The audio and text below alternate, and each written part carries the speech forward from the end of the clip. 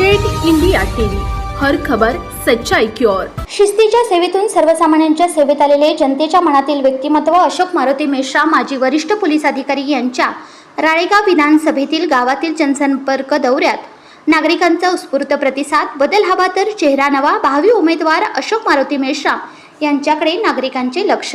राळेगाव विधानसभा क्षेत्रातील सर्वसामान्य गोरगरीब, शेतकरी, शेतमजूर, बेरोजगार, महिला, युवक युवती यांच्या मनातील असलेल्या निर्भीड, निष्प्रय, तडफदार, तरुण, झुंजार नेतृत्व असलेले व्यक्तिमत्व माननीय अशोक मारुती मेश्राम भावी उमेदवार राळेगाव विधानसभा यांनी विधानसभा क्षेत्रातील जोडमोहा, मेटीखेडा, जिरामेरा, करंजी, वाढोणा, मोहदा या गावासह अनेक गावात जाऊन सर्वसामान्य जनतेचे आरोग्य, शेतमजूर, सुशिक्षित, बेरोजगार शेतकऱ्यांच्या शेतमालाला भाव, महागाई, महिला व विद्यार्थिनीवर होणारे अत्याचार यासारख्या नागरिकांना असलेल्या विविध गंभीर समस्या जाणून त्या क्षणी संबंधित विभागाच्या अधिकाऱ्यांना फोनद्वारे बोलून नागरिकांच्या समस्यांचे निराकरण करून घेत असल्यामुळे राळेगाव विधानसभा क्षेत्रात बदल हवा तर उमेदवार नवा नागरिकांचे म्हणणे होताना दिसून येत आहे।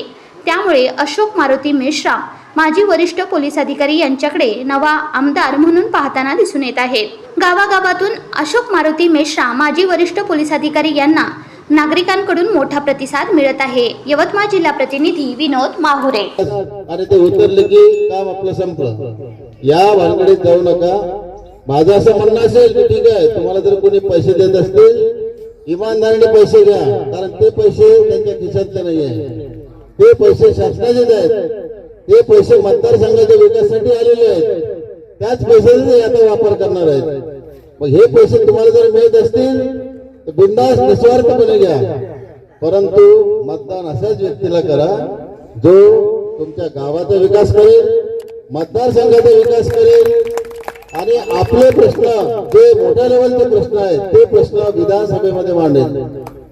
आपण या दोन आमदारांना आतापर्यंत निवडून दिलं 43 वर्षामध्ये, किती त्यांनी प्रश्न विधानसभेत गाजवले किंवा मांडले?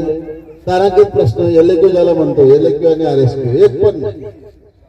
मग जे आपण नुसत्या आपल्या एका भाषेमध्ये आपण बोलत झाल्यास की फक्त उधारीवर आमदारकी करायची किंवा उधारीवर मंत्रिपद घ्यायचं, या वृत्तीचे आपण नाही। मला मी ज्याप्रमाणे पोलीस खात्यात ठामपणे सेवा केलेली आहे, मी त्याच ठामपणे मी आपल्या मतदारसंघामध्ये गोरगरिबांसाठी मी मनापासून सेवा करण्याची तयारी आहे। मनापासून मी तुमच्या प्रत्येक प्रश्नाचे सोडवण्यासाठी, तुमचे प्रत्येक प्रश्न हाताळण्यासाठी कटिबद्ध आहे, कटिबद्ध राहणार आहे आणि तुमचं मला सहकार्य अपेक्षित आहे यासाठी।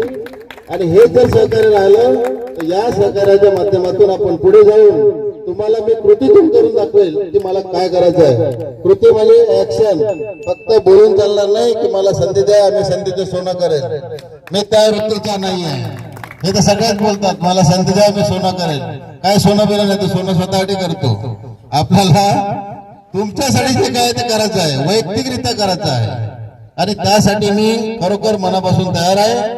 आपला सहयोग मला मिळेल असे मी आपल्याकडनं अपेक्षा करतो आणि मी माझे 2 शब्द संपवतो। जय हिंद, जय श्रीराम।